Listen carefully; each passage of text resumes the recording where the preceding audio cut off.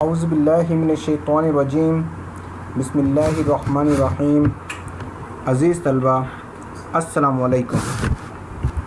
उम्मीद है आप सब खैरियत से होंगे। आज हमारा लेक्चर नंबर 6 है।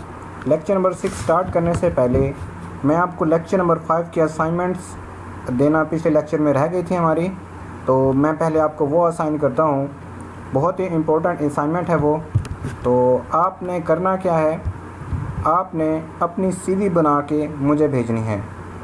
सीवी बनानी कैसे है ये आपको मैं एक फॉर्मेट दिखा रहा हूँ, इसे जूम करके दिखाता हूँ मैं।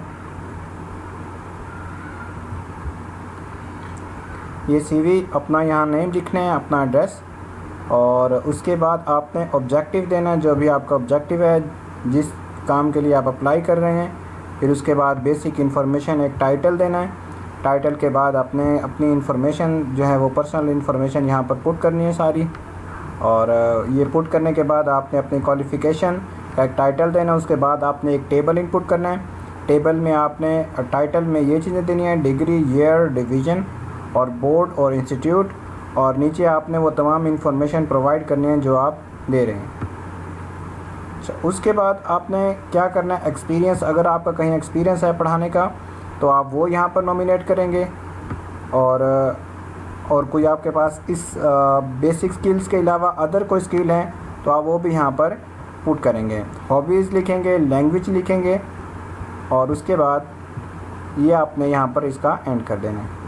तो ये सीवी का फॉर्मेट है, इसको आपने बनाने की ट्राई करनी है।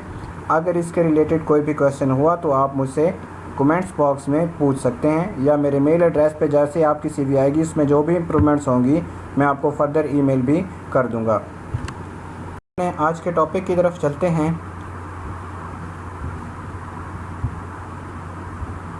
आज हमारा लेक्चर नंबर 6 है और हमारा टॉपिक है इंट्रोडक्शन टू माइक्रोसॉफ्ट एक्सेल।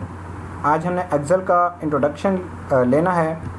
तो लेक्चर स्टार्ट करने से पहले मैं आपको बताता हूं कि हम माइक्रोसॉफ्ट एक्सेल क्यों इस्तेमाल करते हैं। बेसिकली माइक्रोसॉफ्ट एक्सेल जो डिज़ाइन किया गया था वो अकाउंट्स के काम के लिए किया गया था। Debit, credit, plus, minus, division, multiplication formulas के ज़रिए इसकी तरतीब दी जाती है और इसी काम के लिए ये इस्तेमाल किया जाता है। इसको सॉफ्टवेयर के तौर पर भी इस्तेमाल किया जाता है। और हम फर्दर इसको चलते हैं। कंप्यूटर शॉर्ट कोर्स लेक्चर 6, आज इसकी बेसिक्स हम देखेंगे कि एमएस एक्सेल 2007 की बेसिक्स क्या हैं। एक्सप्लेनेशन ऑफ की टर्म्स, इसकी की टर्म्स हम डिस्कस करेंगे। Navigation of Excel window, basic tools हम इसके डिस्कस करेंगे। क्रिएशन ऑफ वर्कबुक, कि हम इसकी वर्कबुक कैसे जनरेट करते हैं। तो अभी वर्कबुक का मैं आपको एक कंसेप्ट दूँ कि वर्कबुक होती क्या है। देखें, जैसे हम बुक के मल्टीपल चैप्टर्स पढ़ते हैं और एक ही बुक में वो काउंट होते हैं, मतलब एक बुक के 7 चैप्टर हैं, इसी तरह एक्सेल्स के जो हम फॉर्म पे काम करते हैं उन फॉर्म को हम शीट्स कहते हैं, और कम्बिनेशन ऑफ शीट्स एक वर्कबुक कहलाता है। वर्कबुक, उसमें हम डाटा एंट्री कैसे कर सकते हैं और उसकी फॉर्मेटिंग कैसे कर सकते हैं ये सीखेंगे। कैलकुलेशंस, सारे फार्मूलाज हम इसमें सीखेंगे। टोटल का फार्मूला, एवरेज का, simple formula and many more formulas भी मैं आप लोगों को सिखाऊंगा। ग्राफ्स और चार्ट्स कैसे बनाते हैं, मतलब स्टैट्स में हम इसका कैसे इस्तेमाल कर सकते हैं वो भी मैं आप लोगों को सिखाऊंगा। अ स्प्रेडशीट या workbook is a piece of paper in which data can be manipulated by a computer, stored in rows and columns. Microsoft Excel में जितना भी डाटा हमारे पास होता है वो रोज एंड कॉलम्स में सेव किया जाता है। A workbook Excel file has a multiple sheets, जैसे कि मैंने अभी आपको थोड़ी देर पहले भी बताया कि एक वर्कबुक में मल्टीपल शीट्स मौजूद होती हैं। ईच शीट में हैव मल्टीपल पेजेस, और हर एक शीट के मल्टीपल पेजेस भी हो सकते हैं।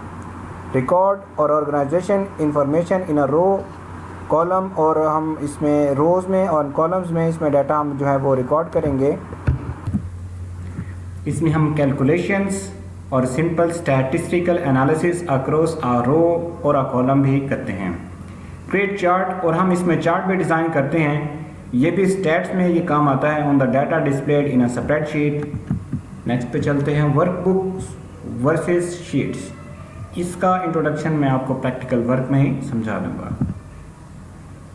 एक्सेल वर्कबुक विंडो, हम इसे स्टार्ट कैसे करेंगे। ओपन द माइक्रोसॉफ्ट एक्सेल, सबसे पहले आपने इसे ओपन करना है। Start all programs Microsoft Office and this create a new workbook, और ये एक नया वर्कबुक जनरेट करेगा। Open an Excel workbook, double click पे भी ओपन हो जाएगा।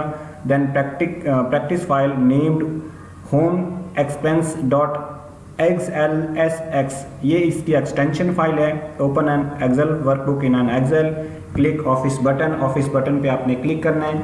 ऑफिस बटन मैंने आपको जो वर्ड में बताया था, मेरी कुछ बातें उससे जो पिछले लेक्चर्स हमने पढ़े हैं और माइक्रोसॉफ्ट वर्ड के और माइक्रोसॉफ्ट एक्सेल में तकरीबन सेम है। हम उन बातों को स्किप करेंगे जब हम प्रैक्टिकल वर्क के ऊपर जाएंगे, क्योंकि काफ़ी शॉर्टकट कीज़ भी और काफ़ी इसके फॉर्मेटिंग टूल्स भी वो सेम हैं जैसे माइक्रोसॉफ्ट वर्ड में थे। आज इसकी अब हम देखते हैं इसके जो इंटरफेस है उसको। तो देखें यहाँ जो बुक 1 लिखा हुआ है वो हमारा इसका टाइटल बार है। जो बुक 1 लिखा हुआ है इसको वैसे ही नेम देना है जैसे हमने माइक्रोसॉफ्ट वर्ड में दिया था। और ये quick access tool bar second number पे, क्विक एक्सेस टूल बार ये वही जो हमने वर्ड में पढ़ा था, ये वही चीज़ है कि हमने जो चीज़ें हमें अर्जेंट बेसिस पे चाहिए वो बटन हम यहाँ पर ऐड करके रखते हैं ताकि हम उन्हें जल्दी से एक्सेस कर सकें। और पहले नंबर पे Microsoft office MS office button, ये भी वैसे ही काम करता है जैसे कि माइक्रोसॉफ्ट वर्ड में मैंने आप लोगों को समझाया था। 4 नंबर पे रिबन आती है। रिबन वही टूल बार हैं जो हमने माइक्रोसॉफ्ट वर्ड में डिस्कस किए थे, लेकिन यहाँ पर क्योंकि एक्सेल की बात हो रही है तो यहाँ पर थोड़े डिफरेंट टूल बार्स हमारे पास हैं। और फिर हमारे पास वर्कशीट एरिया, ये पूरा जो हमारे पास खाली एरिया पड़ा है ये वर्कशीट एरिया कहलाता है। फिर है टैब शीट्स, नीचे sheet 1, sheet 2, sheet 3, by default में 3 शीट्स होती हैं। और अक्सर PPSC और FPSC के शॉर्ट क्वेश्चंस में भी ये पूछा जाता है कि एक वर्कबुक में बाय डिफ़ॉल्ट कितनी शीट्स होती हैं। तो मैं आपको फिर दोबारा बता रहा हूँ कि एक वर्कबुक में, एक्सेल की एक वर्कबुक में 3 शीट्स बाय डिफ़ॉल्ट होती हैं। अच्छा, फिर है स्टेटस बार, नीचे रेडी का मतलब स्टेटस बार कहलाता है कि आप अपने डॉक्यूमेंट को टाइप करने के लिए रेडी हैं।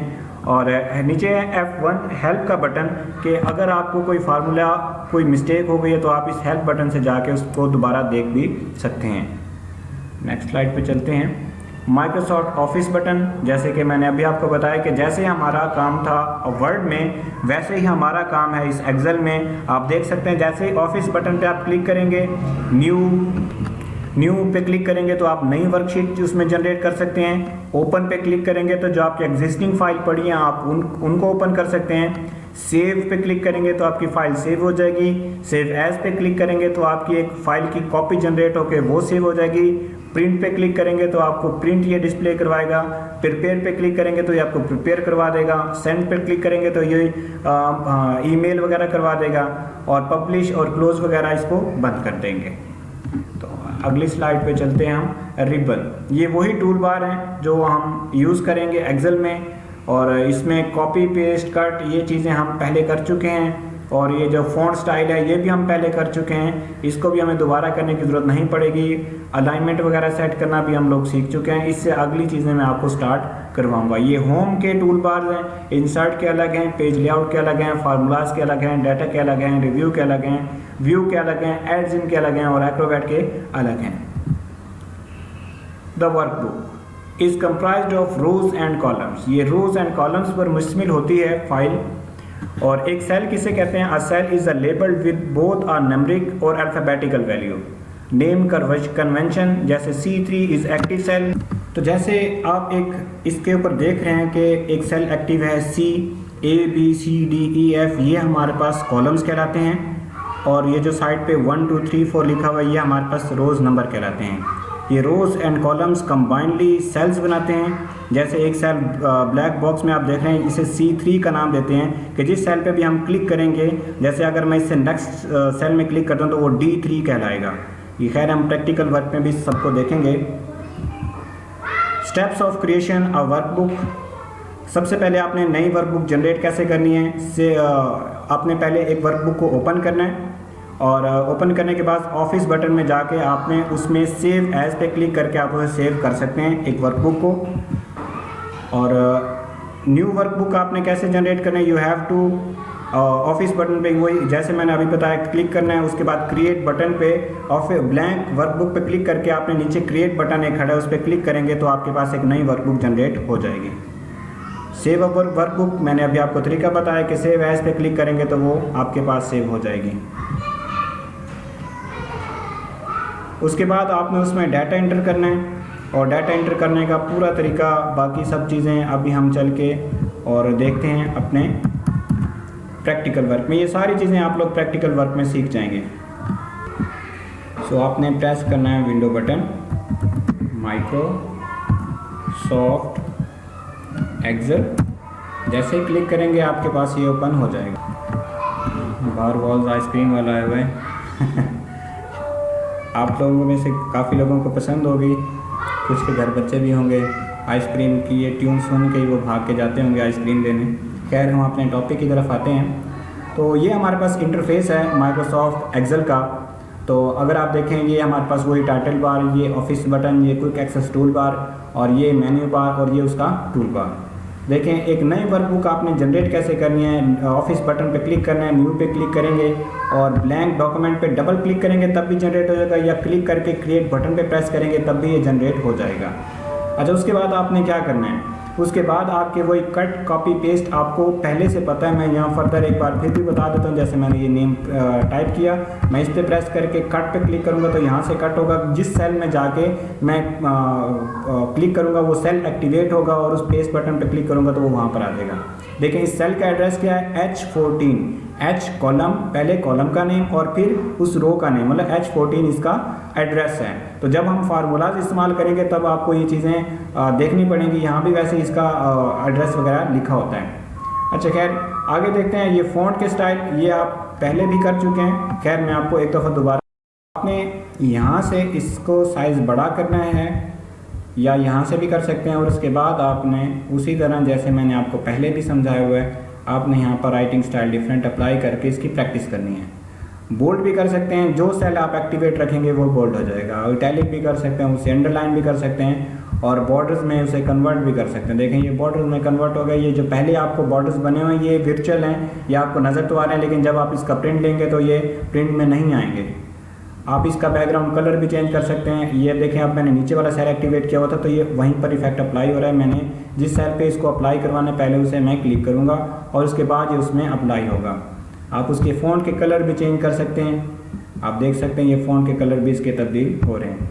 अच्छा एक और चीज़ देखें, अब ये मैंने इसको जब विड्थ बढ़ाई तो ये नीचे मेरे नेम आ रहा है। मैं अगर सेंटर में अलाइनमेंट बटन सेट में जाऊंगा तो सेंटर में क्लिक करूंगा तो मेरा नेम सेंटर में आएगा। टॉप पे क्लिक करूंगा तो मेरा नेम टॉप में आएगा। और अगर मेरे कॉलम की विड्थ बढ़ी है और मेरा नेम राइट साइड पे है तो मैं इसे राइट साइड पे भी रख सकता हूँ। सेंटर पे क्लिक करूँगा तो सेंटर में आ जाएगा और लेफ्ट साइड पे क्लिक करूँगा तो ये लेफ्ट साइड में आ जाएगा। तो आज के लेक्चर का हम यहाँ इख्तिताम करते हैं। लेक्चर आज का आपको इजी लगा होगा, लेकिन आगे फर्दर जब एक्सेल के हम फार्मूलाज की तरफ जाएंगे तो थोड़ा बहुत डिफ़िकल्ट हो जाएगा। यहाँ तक आपने मुकम्मल इसकी प्रैक्टिस करनी है और फिर ही हम आगे चलेंगे। तो जो भी प्रीवियस असाइनमेंट मैंने दी है आप लोगों ने उसको भी लाजमी करना है। अपनी CV बना के मुझे मेल करनी है ताकि आपको अपनी CV भी बनानी आ जाए। तो लेक्चर का इख्तिताम करते हैं। अपना ख्याल रखिएगा। जज़ाकल्लाह, अल्लाह हाफ़िज़।